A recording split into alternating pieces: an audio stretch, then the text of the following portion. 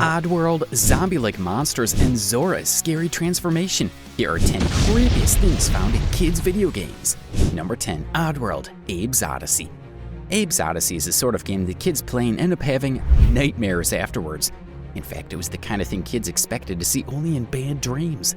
At the time of its development, many game developers couldn't understand making games for children alone, so they just made sure everyone could have fun with their games. And what did we get for it? Just about the creepiest character they could find. We experienced the horrors of the game through the eyes of a humanoid creature called Abe. He's a slave whose mouth is sewn shut, so he can't cry out in pain or for help. What a strong start. Like it's not bad enough, Abe is forced to work in a large plant that processes meat for the big bad in the game's world, Rupture Farms. As time goes by, Abe finds out that the meat he helps make doesn't come from cows. Instead, it's from his people who are captured as slaves and killed for meat. Not only does the story take a grim turn, but it also gives us a shocker of some problems we deal with in the real world. We get to see people being dismembered and killed in black sites throughout the game. For a game that was rated T, meaning teens, the word must have meant something different in 1997. Number 9. Ocarina of Time, Zelda. Ocarina of Time gives us another creepy vibe that doesn't go away for the rest of the game. You plug into the game expecting it to be fun and fights like other Zelda games. But what do you know? Instead, you wake up to skeletons chasing after Link at night, the Spider People's Mansion, and the ruins of Castletown Market. A lot was going on with this game on a freaky scale, but nothing prepared us for our first meeting with the zombie-looking mini-boss of the Shadow Temple. One minute you're walking in, and the next you find a monster with the thinnest, longest hands and a mouth that came straight out of a bad dream. If you're wondering what the monster is all about and why it's there, you'll find the answer in the Shadow Temple's lore, hidden inside the Legend of Zelda encyclopedia. The lore tells us that the Shadow Temple used to be a black site of the Sheikah, who worked for the royal family of Hyrule. This makes sense, because the temple is filled with lots of zombies, blood, and creepy interrogation tools. Ugh, that gives me the creeps already. Number 8. Zora's Mask. Here's Zelda again, but this time with a creepy transformation. In Majora's Mask, there's a slightly creepy feel to the game. First, when you're introduced to the Lost Woods to the Happy Mask salesman spiel, let's just say we see his creepy smile when we close our eyes. It's almost like the game was designed to mess with players of all ages, even though it's rated E, meaning everyone or all ages. But what creeps us out the most about the game is the transformation, which looks like it drained Link both emotionally and physically. We hear him crying sadly as the Zora mask takes hold of his body, bending his bones into a new shape unlike anything we've ever seen. We also can't forget the moon, with that sinister grin, bright orange eyes, and a strong passion for destroying the world. Scary. If you think these were scary, now we're gonna take a look at a giant robotic shark, an insane game level, and a piano with a bad temper. Number 7. Clanker, Banjo-Kazooie. Most of the time, Banjo-Kazooie is a great game series with a lighthearted and cute storyline and characters. But the game makers may have forgotten about that when making Clanker's Cavern. The place is a creepy dump for toxic waste, which makes it feel grimy and dirty. It's filled with tons of scrap metal and oil spills. Like that's not bad enough, you also get to see the bad guys in the game who've changed by the toxic waste. But just as you think it couldn't get any worse, you meet Clanker. It's a giant robotic shark that sits smack in the middle of the mess. For the first few times, it feels good to help out Clanker. But when you see its flesh under all that metal, you start to wonder if the game is messing with you. It's almost like the game makers decided to make a Terminator shark, give up halfway, and just tossed it into the nearest dump. Man, that definitely sounds like something out of a strange nightmare. Number 6. Tricky Level 14, Lemmings. Lemmings are by far the cutest things you'll find in video games. From the tiny creatures with green hair who happily march in every direction to the beautiful graphics, Lemmings sounds like a great game for kids. So why is there a secret level for advanced players? Well, that's because they put all the horrors of the Lemmings world in it. Called the Tricky Level 14, immediately you get into this nightmarish place, you know your creatures are no longer safe. For one, the floors are made of live tentacles and the skulls of monsters. You also get to see the bloody hand of a skeleton, which comes from heaven and calls the lemmings to their deaths. That escalated quickly, no? But the creepiest part of everything is that we don't know why that level exists, and no one talks about it enough to get an answer. You should definitely not check it out if you get creeped out easily. Number 5. Mad Piano.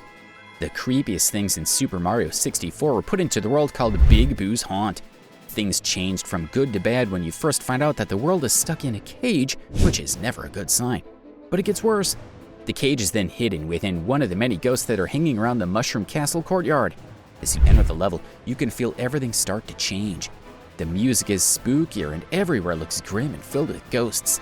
You no longer have sunny skies and stars with the silly turtles that try to track you down. The creepiest part of the game is when your controller stops working and your character is attacked by enemies you can't see or fight. One of the creepy enemies is a mad piano, which is an invisible enemy.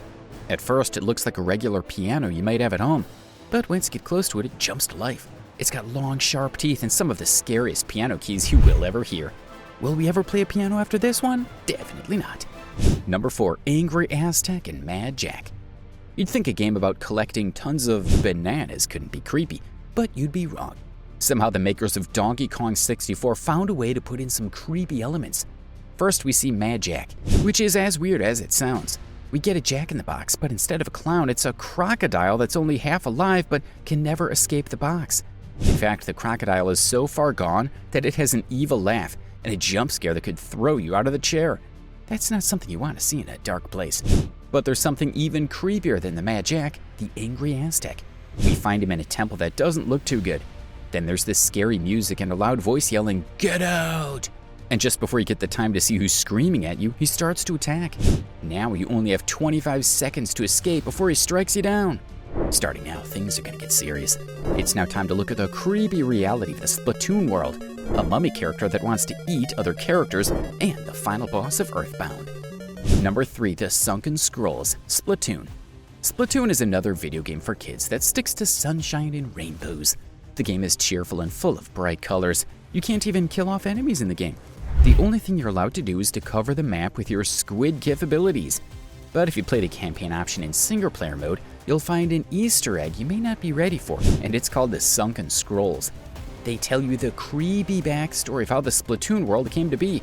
The scrolls show that everyone who lived in the world died when sea levels started to rise. Like that wasn't bad enough, the scroll also shows the picture of human skeletons lying next to a Wii U remote. This means that Splatoon used to exist long before humans died off. Things just took a sad and creepy turn from the cute, fun game we're used to. Number 2, Rugrats Search for Reptar. The game Rugrats Search for Reptar is filled with lots of creepy materials. It's hard to believe kids enjoyed it all. It was released in 1998 as one of the first video games to use a survival horror story. The creepiest part for us has to be the level Let There Be Light. We start with Tommy, who has to walk through a house with no power and find a way to turn on the lights. We don't have to tell you that he didn't just walk to the switch without any problems. There were ghosts, which he had to fight off with a torchlight. Interesting. The worst part was when we met Mr. Friend, a mummy hiding a mini golf set piece. Just as the characters try to leave the house, the body of Mr. Friend comes alive and runs after them. But it doesn't end there. Later, we see the doll saying that it would eat the characters in a toy store. Hold up, how are the kids even allowed to play this game? Now for the moment you've all been waiting for. Number 1, Final Boss Gygas, Earthbound. Earthbound is a game about space and time that gives players a cute adventure. But all the cuteness goes out the window when you meet Gygas, the final boss of the game. Not only does he look like a demonic monster, but the dialogue is just creepy. First, he tells you loudly that he's happy to hurt the characters. Then he starts to scream Ness's name before changing to, "It's not right, not right, not right." It might be time to unplug the TV. Finding such a creepy character at the end of a cheerful game is something no one expects. We learned about Gygas in Mother, the game that set up Earthbound. It turns out that he's an alien that ran mad after it was adopted by a human mother. Since he couldn't choose between his alien race and his human family, he turned to rage.